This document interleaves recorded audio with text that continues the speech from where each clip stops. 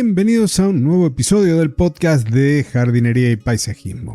El espacio en donde hablamos sobre plantas, jardinería, paisajismo y mucho más para que puedas tener tu jardín más lindo cada día. Hoy vamos a hablar de cómo dejar de domesticar tanto el jardín para que la fauna local regrese. Pero antes, dos comentarios, dos anuncios. El primero es que vayas a la página de mi amigo Fernando, personalgardenshopper.es, porque es la mejor tienda online de jardinería en la península ibérica. Entonces, si estás en España, por ahí también en Francia o en Portugal, puedes llegar a comprar los productos que necesites para cuidar tus plantas, para que esté mucho más lindo tu jardín, ahora que ya estamos pisando la primavera en el hemisferio norte y el otoño en mi hemisferio, así que te invito a que vayas y que encuentres allí lo que estás buscando. Y ahora sí, el otro comentario, la otra novedad que tengo, que me hace mucha ilusión, es que la charla que di el año pasado, la charla TEDx, cuyo nombre era El cerebro verde, cuando los jardines hablan nuestro idioma neuronal, ya está en el canal oficial, por lo que te voy a dejar el enlace en las notas de este episodio, por si te interesa tener una mirada diferente del diseño de las áreas verdes y de cómo elegimos las plantas.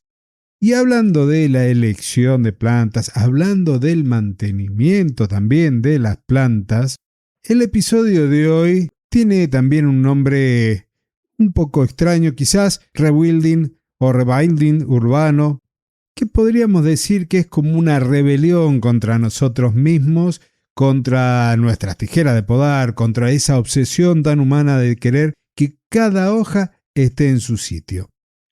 Podríamos decir también que traducimos esta expresión en resilvestrar los jardines. Y un poco tiene que ver con aquel primer episodio, segundo y algunos otros más en donde te comenté características de un jardín para colibríes, un jardín para polinizadores, un jardín para mariposas. Y si te preguntás si es lo mismo, la respuesta corta es no. Hacer un jardín para polinizadores es como poner un buffet para invitados. Vos elegís el menú, ponés los platos que te parezcan mejor y decidís quién puede llegar a entrar. En cambio, cuando hablamos de renaturalización o de resilvestrar un jardín, abrimos la puerta de la casa o del jardín, quitando esa cerradura y dejando que la naturaleza sea la que decida quién vive ahí. Es pasar de ser como el dictador del paisaje al facilitador del ecosistema. El paisajismo tradicional podríamos decir que nos enseñó que un jardín limpio es un jardín sano. Y si hay una rama seca, se corta. Si sale una hierba no planificada entre las piedras, se arranca. Y el rebuilding o rebuilding nos pide un cambio de paradigma estético, aprender a ver la belleza en el ciclo completo de la vida, incluida la muerte y la descomposición. Y entonces surge una nueva pregunta.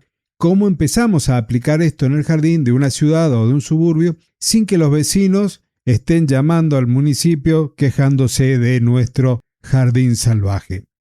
Primero hablemos de la madera muerta, porque en un jardín convencional un tronco caído es basura.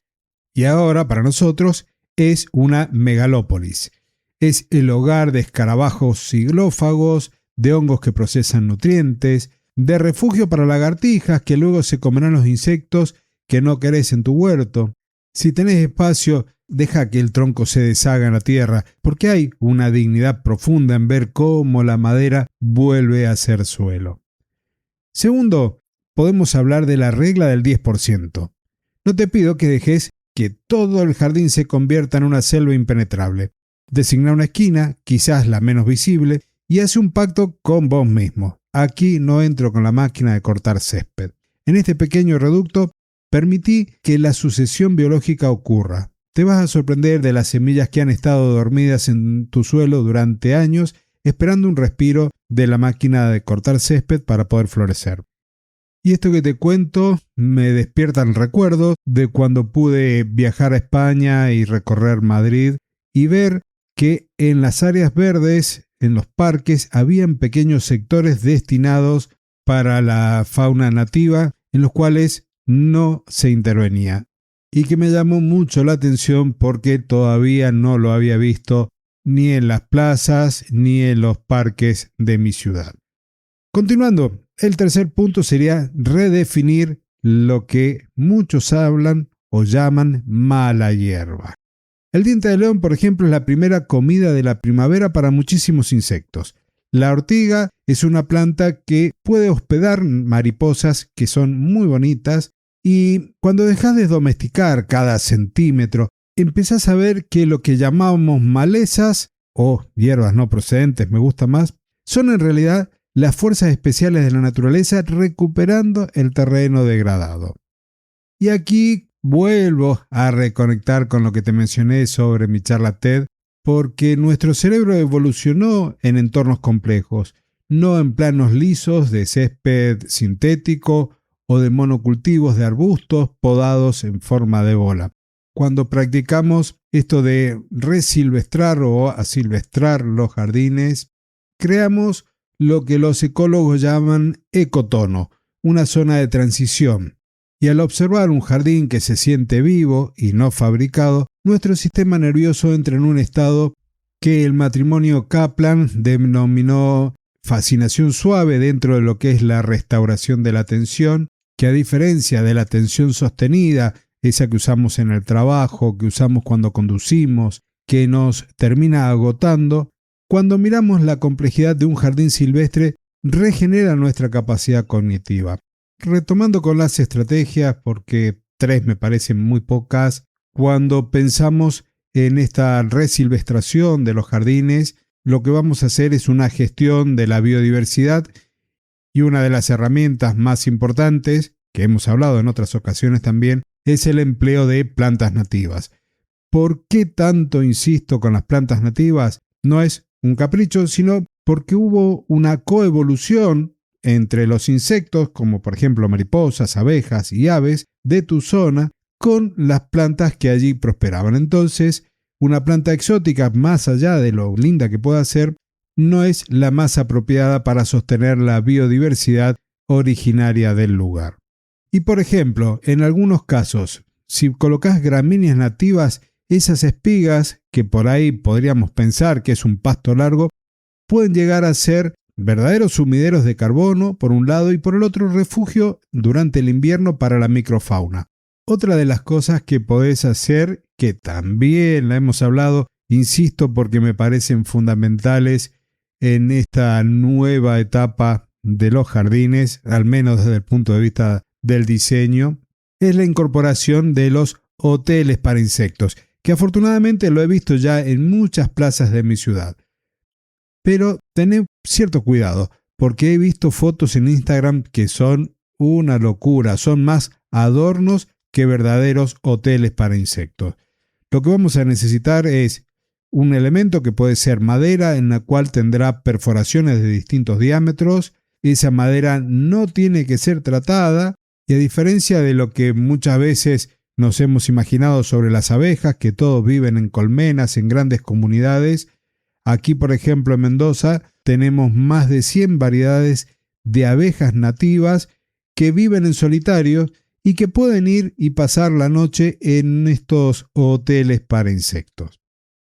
También podés colocar piñas, restos verdes como la paja, cortezas, para que las crisopas y las mariquitas o las vaquitas de San Antonio puedan también refugiarse en momentos de frío.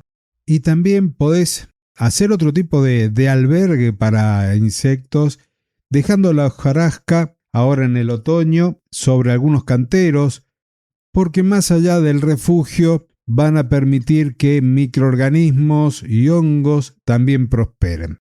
Y por último, para mí no hay una resilvestración sin agua. No te digo de poner un estanque con filtros que hagan ruidos y con carpas koi, aunque tener peces, sobre todo este año en mi zona, ha sido fundamental por la cantidad de mosquitos. Agua estancada es sinónimo de proliferación de estos insectos.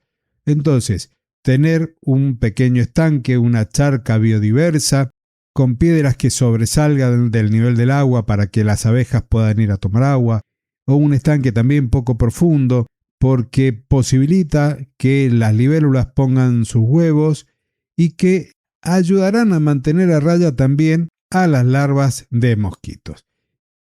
Y ahora sí, como para ir cerrando este episodio, te propongo lo siguiente.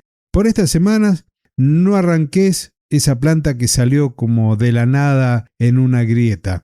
Observala, porque quizás sea la planta hospedera de una mariposa que hace años que no ves en tu barrio. Debemos tratar de ponernos en el lugar en el que el paisajismo no es control, sino que es una colaboración. Es soltar las tijeras, recuperar el tiempo para observar y permitirnos ver por un tiempo cómo evoluciona el ecosistema, aunque sea en un rincón de nuestro jardín. Y ahora sí, con esto me despido. Espero encontrarte la próxima semana. Te invito a suscribirte al podcast si no lo has hecho, a compartirlo, a comentarlo, a dejarme tu inquietud o tu experiencia para poder continuar con este diálogo entre amantes de las plantas y de la jardinería. Hasta el próximo jueves y muchísimas gracias.